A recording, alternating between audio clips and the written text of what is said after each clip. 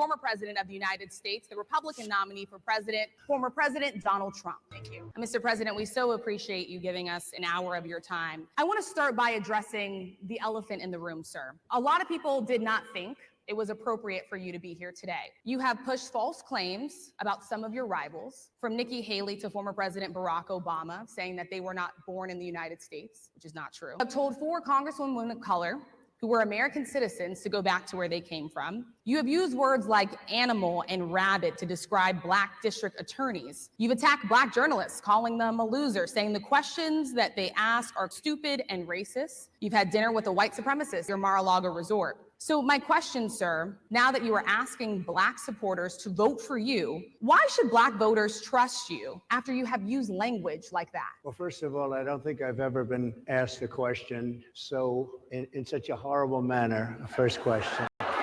You don't even say, hello, how are you?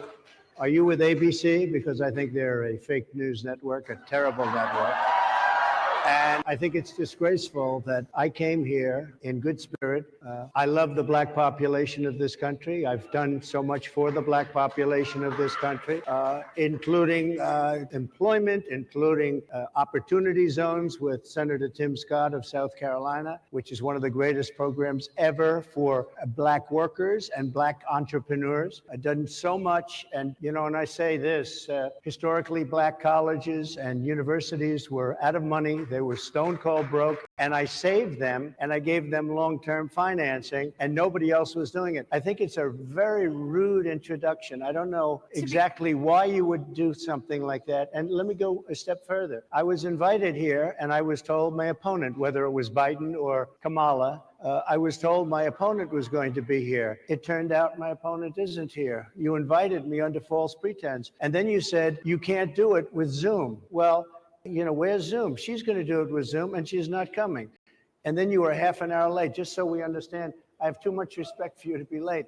They couldn't get their equipment working or something was wrong. Mr. President, I would love if you can answer the question on your rhetoric and why you believe that Black voters should trust you with another 4 years. I have been the best president for the Black population since Abraham Lincoln. Wow, that was interesting to watch, right? Interesting. I watched it live as it was happening, and I knew I had to make a video on this so that you could see this for yourself. Now, any of the audio quality during that clip is not my fault. They had a lot of problems with their audio equipment there, and the president definitely complained about it. What an ambush, an absolute ambush. Hey, welcome to the program. I'm J.R. Dukes. I appreciate you being here. If you've been here before, welcome to all my free-minded friends. If you like the content I make, please consider subscribing so that you are aware when my next video comes out. So today, former President Donald Trump was invited, accepted an invitation, and showed up at what's called the NABJ, the National Association of Black Journalists. They had a convention and they invited former President Donald Trump to show up and basically discuss his views and his vision for America. Sounds like a good idea, right? Sounds like a fair question and answer session. Well, guess what? You would be wrong. You just saw it yourself. And it even got more heated after that short clip. As you just witnessed, right from the start, Donald Trump walked into what can only be described as the lion's den. This is something straight out of the Bible, Daniel and the lion's den. Well, this time it was Trump in the lion's den. There were 3 journalists on stage. Of course, you know one of them. It's Fox News host Harris Faulkner. And another one of the journalists was ABC's Rachel Scott. Now, Faulkner is definitely known for her fair and balanced reporting. But ABC's Rachel Scott, not the same. She definitely went right from the woke Democratic playbook.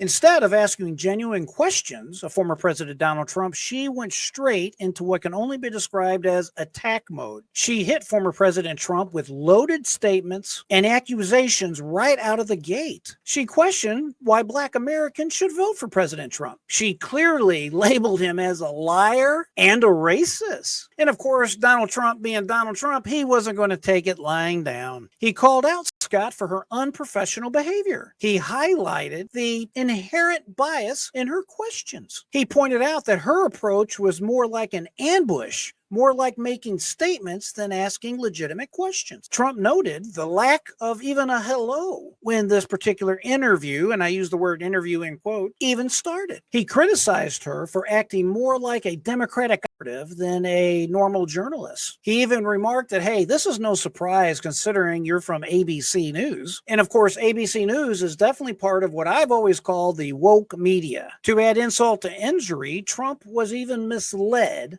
about this entire event. He was told that you could not appear via Zoom, and then boom, at the last minute, he found out Kamala Harris was not going to be there, and she was going to appear by Zoom. This was a clear setup, and Donald Trump was rightfully aggravated. He had to wait 45 minutes to what they called equipment problems. These equipment problems lasted throughout the course of the interview. That's the reason why the video you watched at the beginning of this recording was kind of in and out. They were even having trouble hearing each other on the stage because of these continuing problems with the equipment. It was a complete mess, and Donald Trump did not have any trouble or hesitation in pointing it out once the attack started. The biased questioning from Rachel Scott was relentless. She accused Trump of calling black prosecutors rabid. She also accused him of making false and inappropriate claims concerning Barack Obama and Nikki Haley. She questioned why black Americans should trust Donald Trump or even vote for him. Essentially, she was parroting every woke talking point that the Democrats have. But Trump stood his ground. He continued to push back against these unfair questions and these constant accusations. On X, the president of Nabj, his name is Ken Lemon, noted these attacks against Donald Trump. He said Trump, who's often criticized as being a racist, he actually showed up for the event where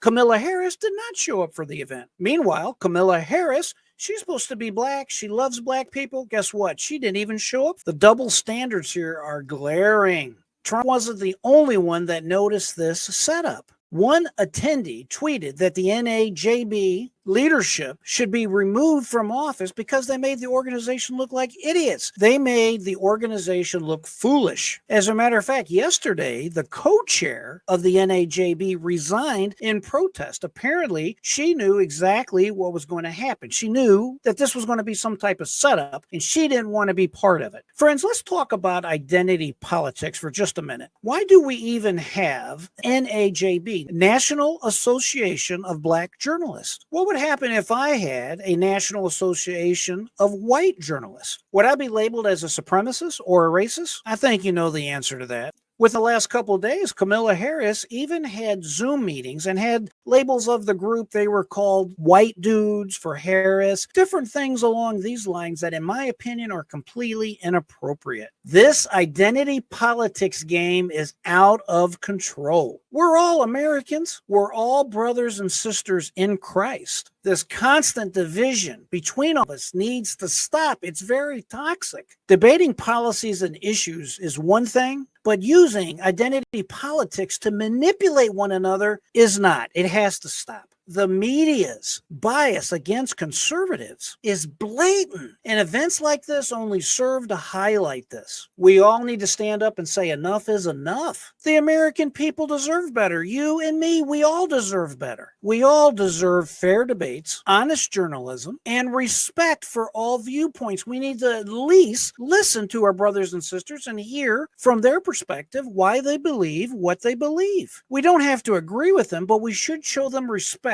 and debate issues, not identity politics. Ladies and gentlemen, I do appreciate you tuning in to listen to what I have to say. Please don't forget to like, share, subscribe if you like this type of content. If you have a comment, do you agree? Do you disagree with me? Please put it in the comments below. I read each and every comment, and if you subscribe to the channel, I personally respond to all your comments first. Together, we can all make a difference and hold the woke media accountable. May God bless you, and may God bless America. My friends, I always say, keep that mind free and never give up. Until next time, I am J.R. Dukes.